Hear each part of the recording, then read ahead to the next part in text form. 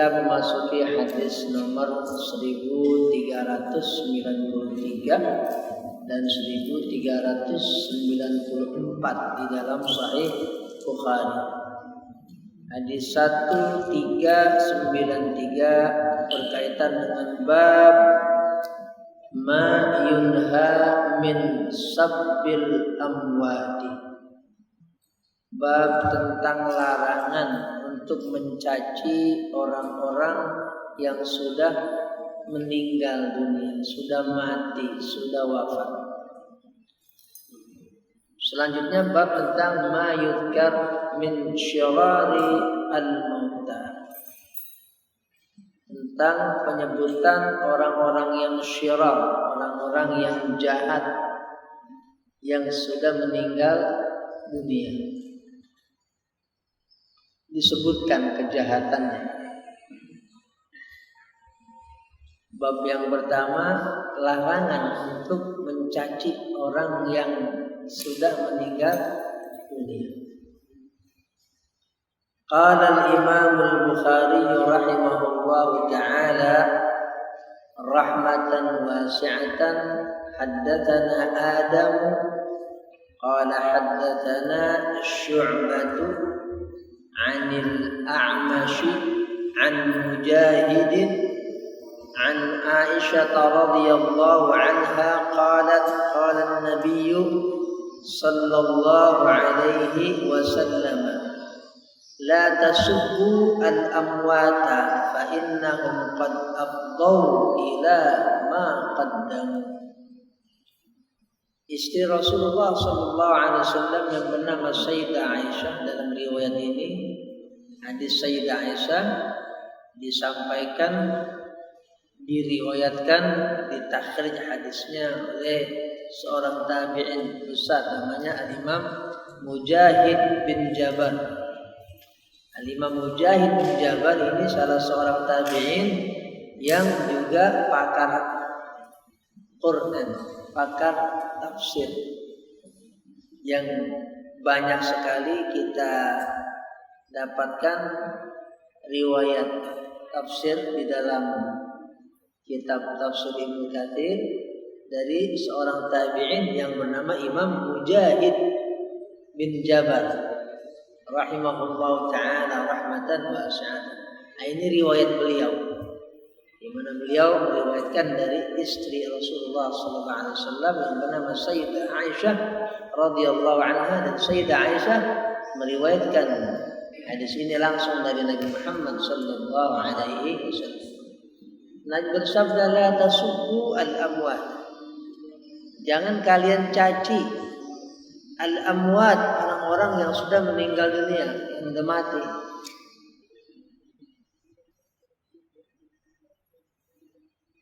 Ini tentunya tidak bersifat umum,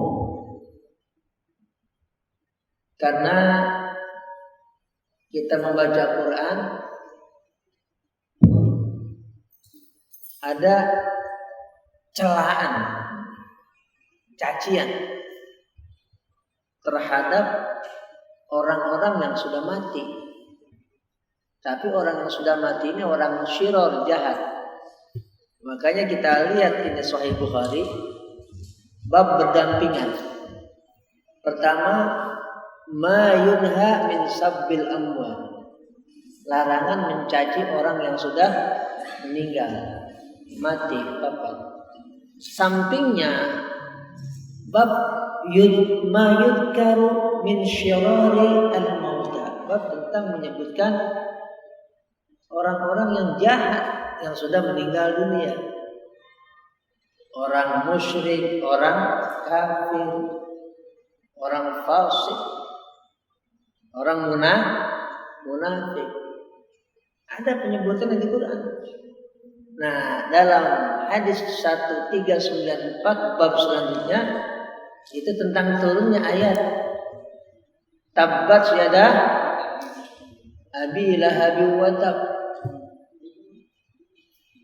Ya kan, tabbat yada Abi Lahab wa tab itu cacian dan celaan Quran kepada Abu Lahab. Abu Lahab udah mati. tapi dicaci, dicela, dihinakan oleh Allah Subhanahu wa taala. Kenapa? Dia bukan orang mukmin. Dia orang kafir, dia orang musyrik. Tapi bukan sebatas kafir. Biasa yang zimmi ini memusuhi Rasulullah sallallahu alaihi wasallam, memusuhi ajaran Islam. Enggak sebatas kafir, memusuhi, dilaknat oleh Allah Subhanahu wa taala. Banyak kisah di dalam Quran tentang Fir'aun, dicela, dilaknat oleh Allah Subhanahu wa taala. Kenapa? Ini kafir memusuhi Nabi Musa. Caci dong. Agar menjadi ibrah, menjadi pelajaran buat seluruh manusia. Artinya, maksudnya gak apa-apa. Jadi kalau kita kemudian menceritakan tentang bagaimana sepak terjang Fir'aun, walaupun Fir'aun sudah mati, dibolehkan. Kita kemudian menceritakan tentang sepak terjang dan kejahatan syirar, kejahatan Abu Lahab, nggak apa-apa. Kejelekannya dan kejahatannya Qarun, nggak apa-apa. Kenapa?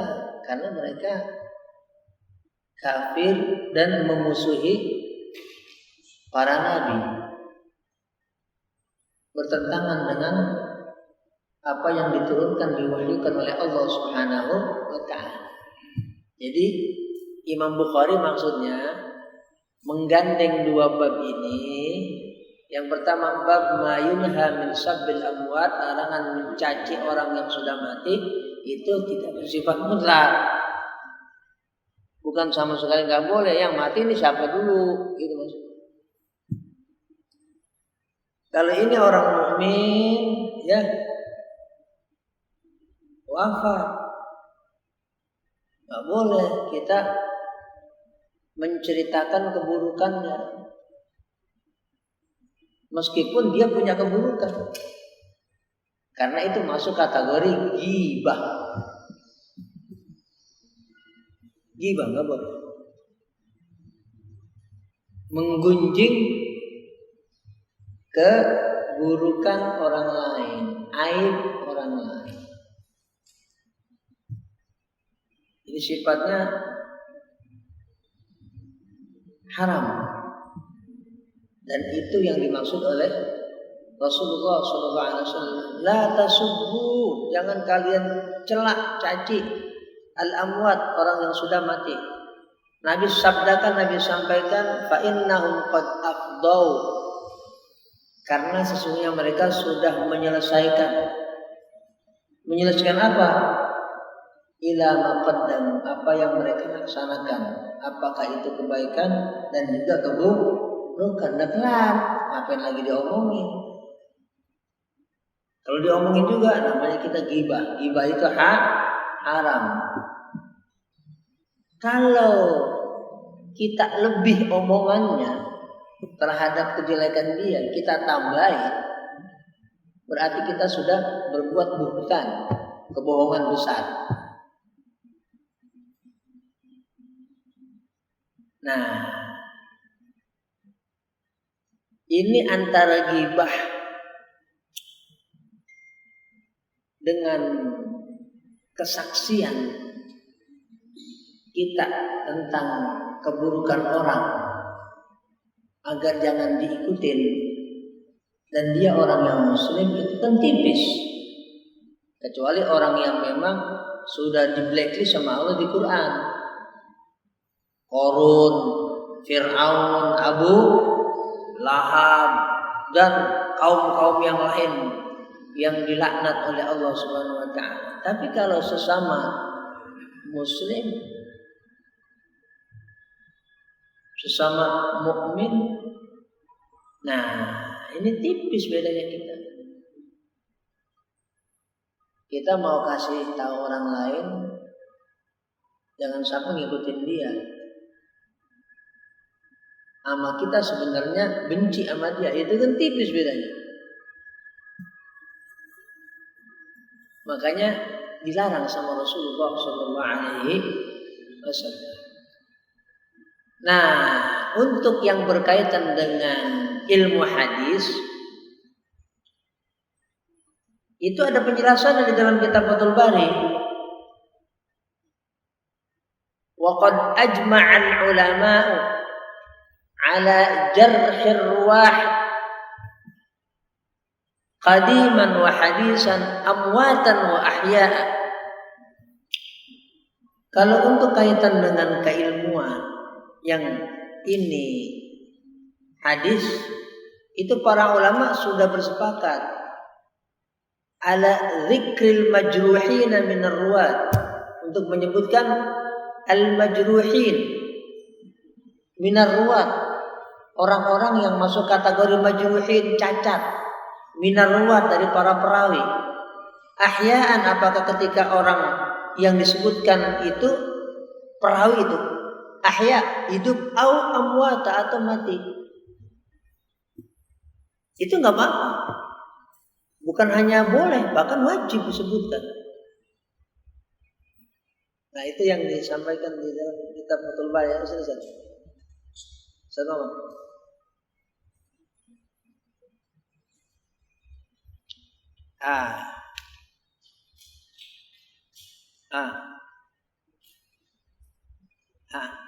Ya. Itu ulama ijma. Sepakat, boleh. Oh, si fulan itu riwayat hadisnya lemah. Kenapa? Hafalannya dia kurang mantap. Oh, si fulan itu tidak bisa dijadikan pedoman riwayat hadisnya. Kenapa? Akidahnya rusak. Si fulan itu hadisnya wajib ditolak. Kenapa? Karena perangainya, karakternya buruk. Misalnya pembohong dia. Perawi itu masih hidup atau udah mati, boleh disebutkan. Tujuannya apa? Akan hifdzus syariah, dalam rangka menjaga syariat. Nah, kalau nggak disebutin, nanti kan kita nggak tahu ini hadis ini benar apa nggak dari Rasulullah SAW. Coba. Nah, di situ madorotnya apa? D. Kalau kita main terima aja, udah pokoknya siapa aja yang meriwayatkan, udahlah asik-asik aja. Terima aja udah hadisnya. Gak bisa begitu. Harus disebutkan. Meskipun in haddasana an akhbarani. Fulan. Sampai Rasulullah SAW wajib dicek. Kalau bahasa kita fit and proper test. Nah, itu kan ngomongin orang. Itu kan ngomongin keadaan orang. Kebaikannya termasuk keburukannya. Tapi itu boleh. Bahkan wajib disebutkan. Nggak boleh rekup-kebo. Ya, makanya ada ribuan perawi di dalam kitab Tahdzibut Tahdzib di antaranya yang menjelaskan tentang bagaimana perawi itu. Apakah thiqah? Artinya kredibel ataukah tidak thiqah? Tidak thiqah itu nanti banyak macamnya. Dhaif atau dhaifun jiddan sampai maudhu, sampai palsu. Kalau yang menyebutkan dan meriwayatkan hadisnya muttaham bil kadzib, ada disematkan itu sifat dusta. Sebut si fulan kadzab, si fulan pendusta. Ya kan ngomongin orang kan? Kejelekannya. Kenapa itu dibolehkan? Karena ini berkaitan dengan apa yang dia sebutkan tentang ucapan dan sabda Rasulullah SAW. Jadi dalam rangka hifdzus syariah. menjaga syariat. Oh, si fulan baik, thiqah. Si fulan hafalannya kuat. Si fulan orang baik-baik. Si fulan handal. Disebutkan. Ini dalam rangka ilmiah. Ilmiahnya maksudnya adalah menjaga syariat. Nah, itu dibolehkan. Atau orang sudah meninggal, tapi ini kemudian ada sesuatu yang harus disaksikan di depan pengadilan. Ya, kan harus dibuka. Kenapa? Meskipun sudah meninggal, tapi ini ada urusan dengan ada orang lain. Mau nggak mau ini si bulannya karena megang kartu as. Terus ada yang saksikan, Pak Jawad, ada yang nyaksiin kalau si bulan ini begini, ya pernah dulu nanda tanganin atau pernah nulis surat atau macam-macam lah.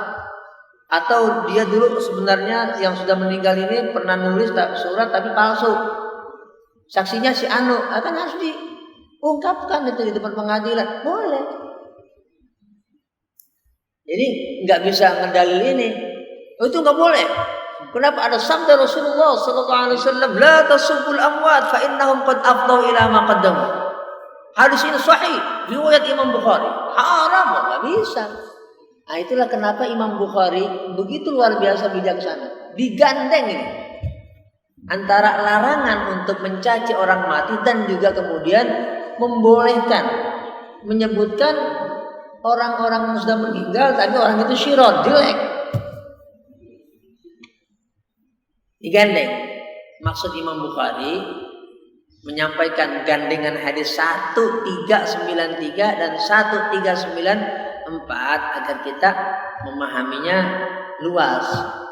Makanya disyarah oleh Imam Al-Hafidz Ibnu Hajar Al-Asqalani dalam Fathul Bari rangkaian-rangkaian yang dibolehkan, di mana kita menyebutkan kejelekan orang lain baik saat hidup ataupun saat wafat dan meninggal. Nah, bagi kita ya yang sekarang ini ngaji, ya meskipun tadi sudah ada penyebutan dan pengecualian, tetap kita wajib hati-hati. Kalau ngomongin kejelekan orang lain. Kenapa? Ini udah ada pintunya. Oh, ini ghibah. Kita kemudian berkelit, oh saya nggak lagi ghibah, ini ada kesaksian. Nah, itu emang tipis antara kita ngomong kejelekan karena ada satu hal dan emang kita ngomong kejelekan orang lain karena benci. Kan tipis banget itu. Tipis. Ya yang tahu kita sendiri. Hati kita yang tahu. Kalau mulut kita bisa ya kasih apa? Alasan-alasan. Bahkan yang masuk akal kata mulut. Tapi kalau hati kita kan Pak Jawatim belum tentu. Apakah itu benar yang kita omongin di lidah kita? Demi menjaga jangan sampai orang lain begini-begini, apa benar tuh kita begitu? Ya kan tipis banget. Ya, makanya ya ada hadis ini, ada hadis begitu. Apakah ini ghibah ataukah bukan? Nah, dalam rangka kita itu maksudnya adalah ihtiyat, hati-hati. Kenapa? Karena semuanya akan menjadi satu tanggung jawab kita di hadapan Allah Subhanahu wa ta'ala. Meskipun kita udah sholat, meskipun kita sudah puasa dan lain sebagainya. Makanya Rasulullah SAW itu ada yang wafat, Nabi sering bicara wajabat. Kalau bahasa kita orang di Bekasi, Betawi, kudu, cakep. Maksudnya apa? Husnudzon, berbaik sangka. Wajabat. Kalau bahasa kita sekarang, kalau ada yang meninggal gitu, isyhadu ala anna hadhil janazah min ahli khair. Ya. Beda redaksi dengan Rasulullah. Kalau Rasulullah singkat aja wajabat. Maksud kata wajabat itu syahadah, kesaksian. dari Rasulullah Sallallahu Alaihi Wasallam. Nah kalau bahasa larangan dari Nabi ya ini, la tasubbu al-amwat fa innahum qad afdau ila ma qaddam. Jadi kita mengambil satu intisarinya. Lah emang kalau redaksinya mah ya kagak ada. Kadang-kadang kan orang ada yang iseng. Emang ada tuh ajaran isyhadu ala anna hadhil janazah min ahlil khair. Ya kalau letterleknya hadis ya kagak ada, emang benar letterlek hadis. Tapi kita mengambil semangatnya, maksudnya semangat hadis. Bahwa kita itu ya berbaik sangka kepada orang yang meninggal dunia. Jangan dicela. Yang udah meninggal sebutkanlah kebaikannya, jasa-jasanya. Jangan diomongin kejelekan-kejelekannya, kebaikan-kebaikannya ditutup. Karena kita pun juga pengennya begitu kan.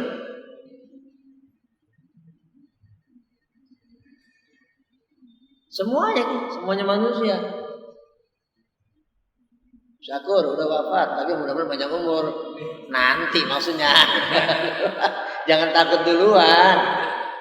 Jadi kalau kita sakit dicubit, jangan nyubit orang lain, baik kondisi dia hidup ataupun sudah meninggal dunia. Islam cakep banget, ngajarinnya doa. Allahumma ighfir lahu warhamhu wa'afihi wa'fu anhu wa akrim nuzulahu wa wasi' marfalahu waj'alna jannata mathwah. Islam doain, sampaikan kebaikan-kebaikannya begini. Jelekannya diam, tutup. Nah, ya udah meninggal, habis sudah. Apalagi udah dikubur lagi. Udah dikubur mau udah kita doain, sholatin sebelum dikubur. Itu keindahan, kemuliaan dan keagungan ajaran Islam. Nah, ada juga yang saya sampaikan. Nah, kalau itu Quran, sudah saya bilang, kalau Quran gimana? Ya, melaknat si anu, si membongkar kejelekan-kejelekan orang-orang munafik semua, disampaikan sifat-sifat keburukannya dalam kitab suci Al-Quran. Yang berkaitan dengan seperti itu bukan boleh, bahkan itu wajib, karena Quran wajib kita sampaikan dalam rangka amar ma'ruf nahi munkar. Jangan sampai kita mengikuti pola kaum Ad, kaum Tsamud, Fir'aun, orang-orang munafik, Qarun dan lain sebagainya yang diceritakan, dikisahkan di dalam kitab suci Al-Quran. Banyak sekali. Itu nggak termasuk ghibah, yang termasuk menggunjing keburukan orang lain. Jadi tidak termasuk. Atau kita ingin mengislah orang lain. Kita ingin mengislah orang lain, kelihatannya ini kan berbohong. Tapi untuk mendamaikan, nggak masalah. Antara dua pihak. Wah, ente salah. Sebenarnya dia nggak kesel sama ente, nggak benci sama ente. Yang benar, bukan bohong benar. Apa tuh? Benar. Ana nih kalau ngomong sama dia, nyakepin ente mulu. Padahal kagak. Di depan ana, kalau ngomong dia, ente dicakepin terus. Dipuji-puji terus. Yang benar iya. Orang ngomongnya mana kok tuh. Padahal mah kagak begitu. Tapi tujuannya untuk mendamaikan dua pihak yang bertikai. Maka yang seperti itu boleh. Iya, boleh. Kalau itu memang kondisinya harus begitu. Tapi ya cari dulu cara lain yang tidak berbohong, agar duanya tetap berdamai. Ada cara yang lain yang mungkin harusnya kita nggak berbohong. Jaga. Kalau udah nggak ada, emang harus yang itu kita tempuh, ya tempuh lain. Agar semuanya jadi baik semuanya, agar semuanya jadi maslahat semuanya, agar semuanya jadi cakep semuanya.